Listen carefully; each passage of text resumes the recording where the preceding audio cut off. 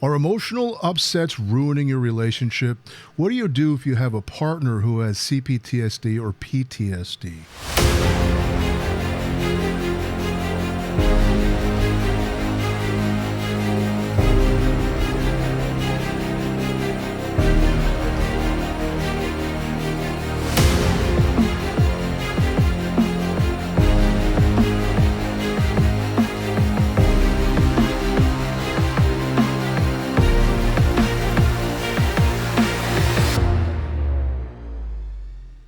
This is Dr. Spencer Coaches. Today I'm going to talk to you about what if your partner has PTSD or trauma in their history, or even CPTSD, which means multiple incidences of trauma, which creates even more emotional dysregulation, or what you can call emotional upsets. Because it's very difficult to be in communication with somebody who is easily triggered and always blaming you for that emotional state. It can become very difficult in communicating with them because the idea of being vulnerable and transparent may scare the hell out of that person. I myself have suffered with CPTSD. I was tortured when I was 4 and 5 years old, and that created permanent changes in my brain.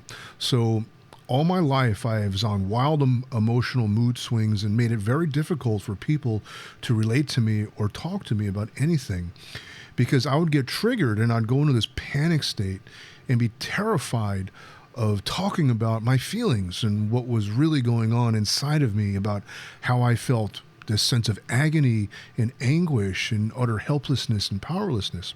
I didn't have the vocabulary to express that. And often that's what happens. And what you may see is anger, rage, guilt, shame, and fear. Because when a person who has PTSD or CPTSD gets triggered, it usually starts with an irritation, and then they feel threatened, and they go into this fit of rage, because that's claiming your power. And then from that rage, they attack you. And they go into attack mode and start yelling and screaming and blaming and calling you out maybe on some real problems that you're having, and then make you wrong for it and make you feel terrible about yourself, and then go storming off or smash some things. And you're wondering, what did I say? What did I do? All I did was, tomorrow we have to whatever. And she blew up on me, or he blew up on me. And then what happens is they feel awful about it. So then the shame kicks in. And the guilt kicks in. They feel guilty about the emotional upset that they've had and the continued emotional upsets that they have. And they feel really ashamed of themselves. And then they feel afraid of showing their face, of showing up. And then they begin to isolate themselves. And you may be asking, babe, what's wrong? Come talk to me. No, nothing. And they appear to be withdrawn. And then they start to have anxiety and panic attacks because they think you're going to break up with them. And then instead of owning up to their behavior, they may start blaming you, saying that it's your fault. And that puts you in a rock and a hard place. You're damned if you do, damned if you don't. And this is the difficulty in being in a relationship with someone who has PTSD or CPTSD.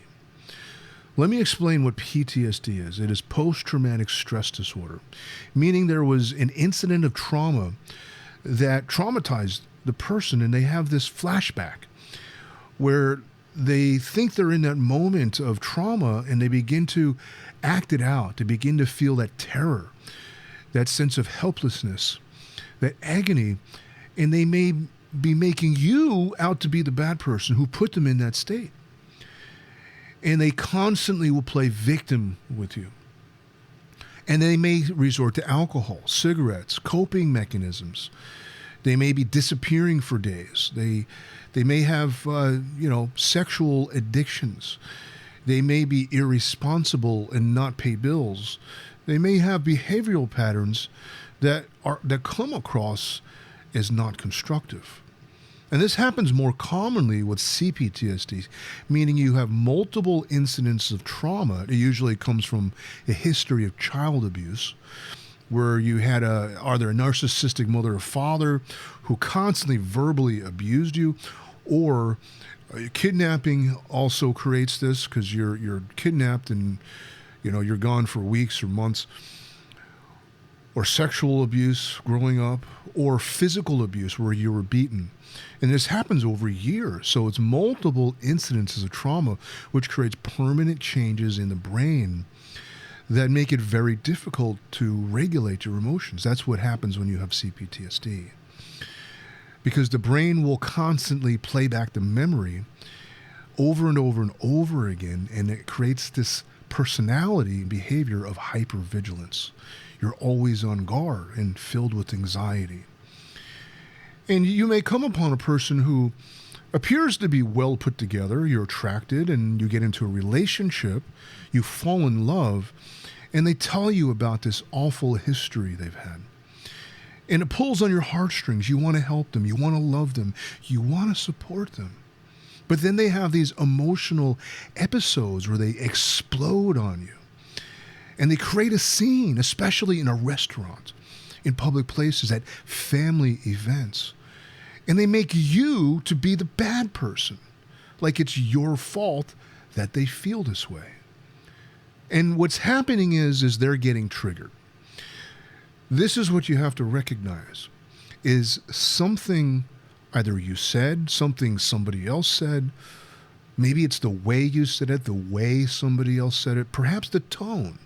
Perhaps somebody was angry and they yelled, and that made the person suddenly get triggered because it reminded them of the abuser from their past, and it invoked that memory. And you don't know what to do.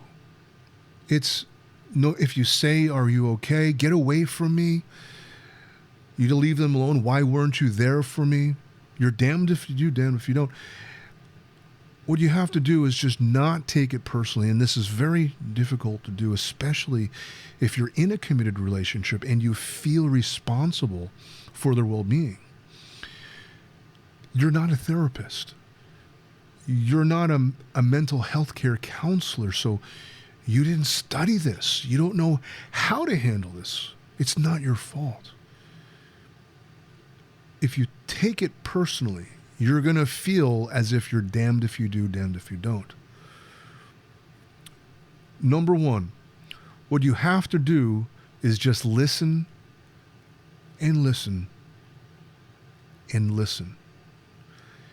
If they start bashing you, they start criticizing you in that fit of rage, just listen. Just know that they're having an episode because they're triggered. It's not you. It's the memory that they carry that's creating this emotional upset. And it's harder said than done, I know.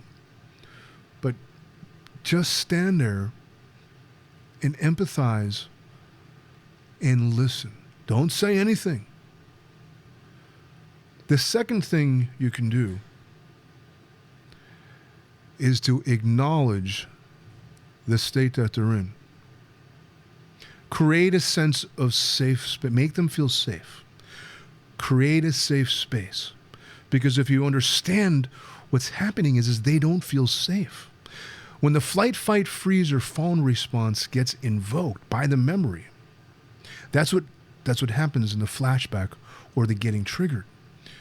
Let me backtrack and explain exactly what getting triggered is. The memory gets invoked by something you said or the way you said it or the scenario reminded them of that traumatic incident. The brain then reacts with the flight or fight response. That's when you either run from the tiger if a tiger's chasing after you, or you stand and fight. There's also the fawn response, which is the people pleaser, and then the freeze response, which is the analysis paralysis. There's deeper levels of understanding. I don't want to get into that right now, but just understand that they're afraid. Underneath all of that rage, all of that things that they say, they're feeling terrified underneath it. And if you can make them feel safe by creating a sense of non-judgment and open your heart in a sense you're just emanate love through the experience and support, meaning you get grounded, really feel the earth beneath your feet, that you can stand and hold the space. Easier said than done. This is what psychologists do every day with their clients. Create a safe space and hold that space. Intend it with your will and your mind. Visualize white light surrounding both of you, a bubble of light all around you, and just hold that energy. To let them have their outburst, to let them vent, so to speak, and look at it, number 3, that they're just venting. They're just letting it out. Because of what happens when they go through this episode, they're feeling anger, rage, fear, guilt, and shame all at the same time. And underneath it, they're feeling anguish, terror, helplessness, hopelessness, and powerlessness. So they're scared. So if you can make them feel safe, don't try to alter their mood. Don't try to say, let me make it better. They just need to go through the cycle of expression, of venting. They may even try to hit you because they want your attention. Just stand there and hold the space. Acknowledge them. You can even say you are safe. And they may react to it. They may start criticizing you. Just stand there and listen. Understand it's not personal. They're getting triggered. And the more you make them feel safe, that helps them calm down.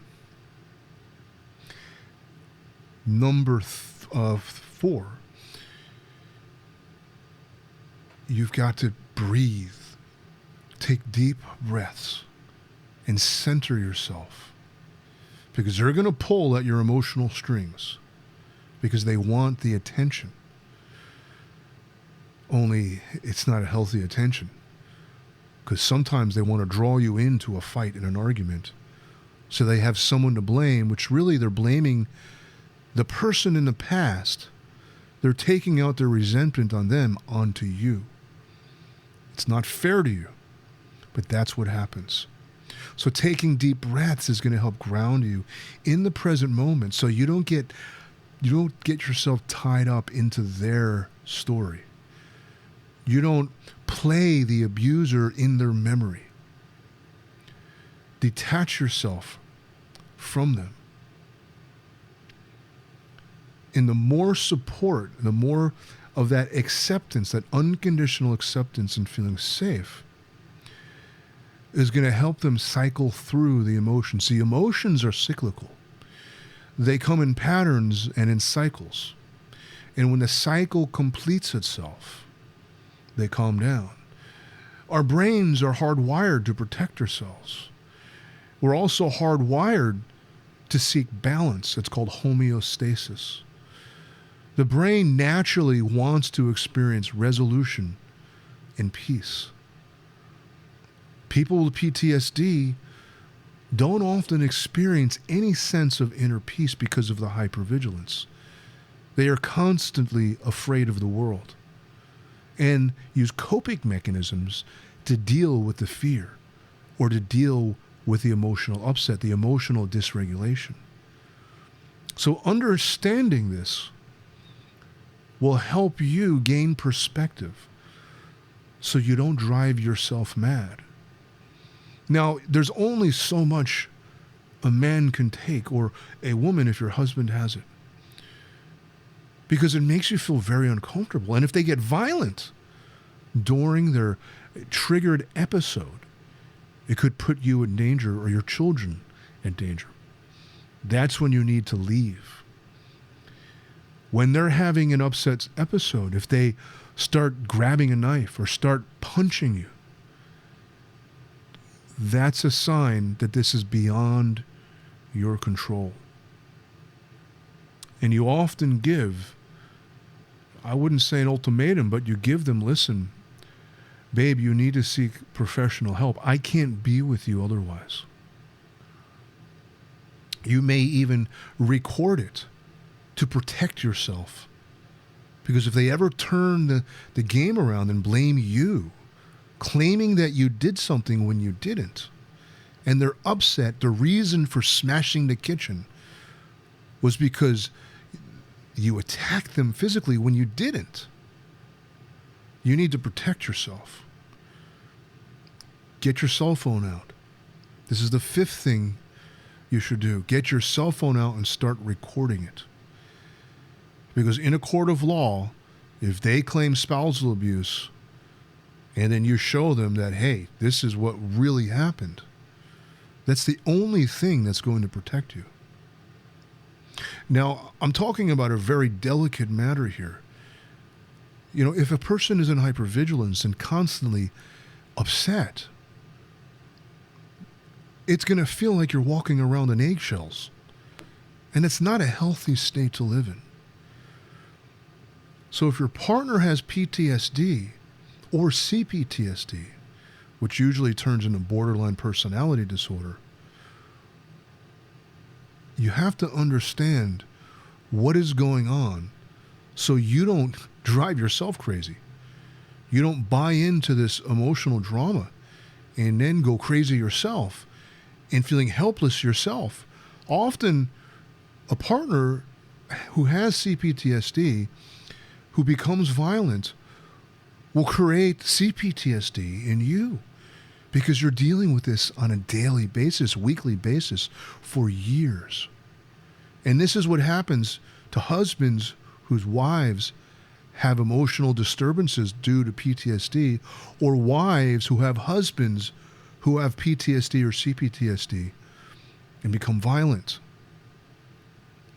Studies are showing people with CPTSD often pass this hurt, this trauma onto their children by becoming abusive themselves.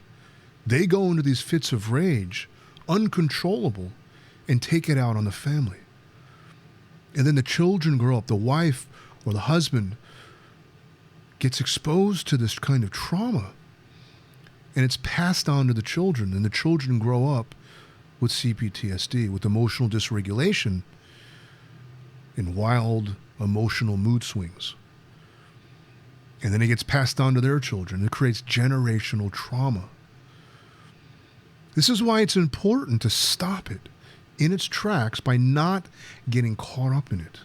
Understanding what's happening in your partner so you can better recognize what to do and what to be and what you truly are responsible for.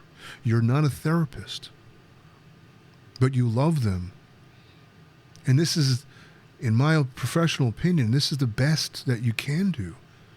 Beyond this, if you're not a trained counselor, if you're not trained in dealing and treating trauma, more often than not, you're going to become traumatized yourself. So be very careful. Just listen to them. This is the first thing. Just don't say anything. Just let them rant, let them go off, let them go in their rage. Number two, acknowledge them. You have to recognize that they're afraid. That they actually want, they want you to recognize what they're feeling, what need isn't being met. There's a need to feel safe. There's a need for comfort. There's a need for certainty that they're looking for. And anything uncertain, they don't want any surprises. The need for love and connection, because that sense of powerlessness makes them feel so alone. Number three, after you recognize that, hold a safe space. Just hold the space energetically. Visualize white light. Feel the earth beneath you. Just ground yourself so you can hold that space. Number four, take some deep breaths. Own your space so you don't take on this emotional energy and then absorb it and then become upset yourself. Take some deep breaths. Feel the earth beneath you and get centered in yourself. And number five, if it gets violent, if it gets out of hand, you need to end the relationship. This is not a healthy relationship to have. But if they want to get help, and they do get help, they go see a psychologist or psychiatrist, and they are doing their homework, and you want to support them in that process because underneath you really do love them. You want them to get better. You want them to experience happiness and joy and fulfillment. But understand there's only so much you can do for them. If you have any questions, go ahead and leave a comment below and I'll be sure to answer them. If you have these problems, let me know, because I am a trauma-informed life coach and I can help with these matters. This is Dr. Spencer Coaches. Don't forget to like, share, and subscribe. Thank you so much for listening.